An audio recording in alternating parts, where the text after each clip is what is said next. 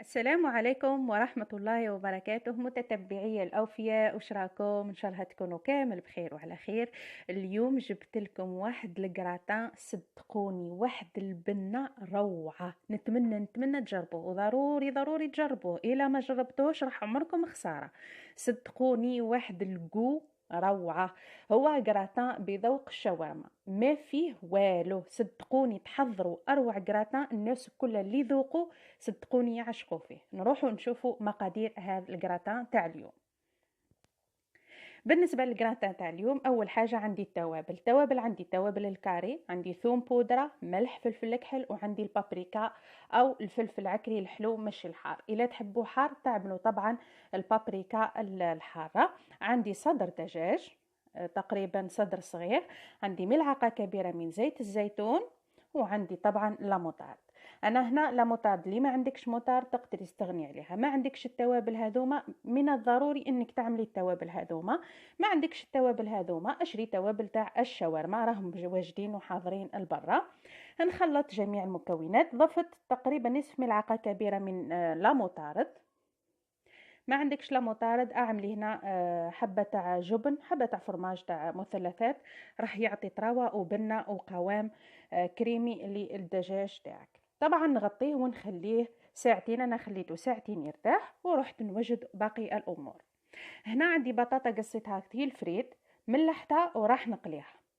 لا بيشاميل طبعا هنا بعد ما فاتت مدة على الدجاج تاعي مدة ساعتين. هنا لا بيشاميل اللي حطيتها لكم في القناة من قبل، شوفوا الفيديو اللي حطيته لكم. باش ما نطولش في الفيديو، هذه الكريم تاع البشاميل تاعي نخليها تبرد ونروح نقلي هذاك صدر الدجاج. ضفت ملعقة كبيرة فقط من زيت الزيتون، ملعقة فقط، لأنه عملنا ملعقة قبل في التتبيلة. نضيفوا شويه، ما تقريبا ملعقه ولا ملعقتين، ونضيفها لهذيك الشاورما ونحطها تتقلى على نار قليله. ضروري البنات يعني ما تكونش نار قليله، تكون متوسطه، وما نقندوهاش. يعني اول ما يشم هذيك النار نحيوها كما راكم تشوفوا، باش ما يعصاليش الصدر الدجاج تاعي ويبقى طري من الداخل. هنا جبت البيركس تاعي، قليت البطاطا تاعي كما راكم تشوفوا فيها، وعندي زيتون اخضر. طبعا البطاطا هذيك راح نحط عليها هذاك صدر الدجاج او الشاورما بهذا الشكل. تقدروا تعملوها اللي عندها لحم احمر تعمل باللحم الاحمر.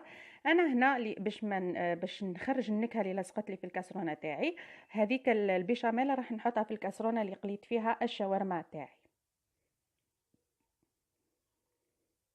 بهذا الشكل. شوفوا البيشاميل تاعي انا نحيتها من فوق النار خفيفه شويه. كما قلت لكم كي تزيد تبرد راح تشد وراح تزيد تكثف وراح يولي قوامها كثيف. كطريقه وتدبيره اللي دائما ننصحكم بها ودائما نعملها، دائما صلصه البيشاميل نضيف لها بيضه او بيضتين. هنا البيض تاعي راهو صغير، ضفت بيضتين نخلطها مع لي بيشاميل تاعي. صدقوني راح تعطي قوام الجراتان تاعي، ولا مقارنة بالبيشاميل ولا اي حاجة عندكم بالبيشاميل راح تخليها تتماسك اكثر واكثر. اون بليس تعطي لون رائع وكأنك عملتي الفرماج اللي يذوب في الاطباق او في الطبق اللي الجراتينة تاعك.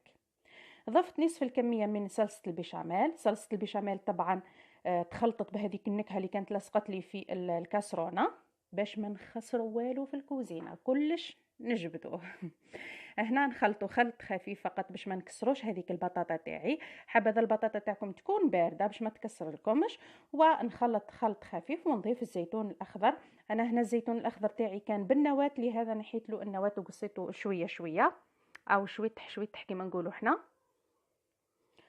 نخلط خلط خفيف ونزيد نضيف هذيك النصف الكميه الباقيه تاع لا بيشاميل. طبعا ننظف البيراكس تاعي باش ما كي ندخلو الفرن ما يتحرقليش وما يفسدش وتلصق لي هذيك الشوائب في الوسط. هنا شوفوا البيشاميل تاعي كيفاه تلونت بفعل هذيك التتبيله اللي كانت لاصقه في الكسرونه. نحطه من الفوق. درك تشوفوا ما درت لها ني فرماج ني والو، درك تشوفوا الكولير تاعها بفعل البيض وبفعل الكريم بشاميل تاعي كما راكم تشوفوا البنات.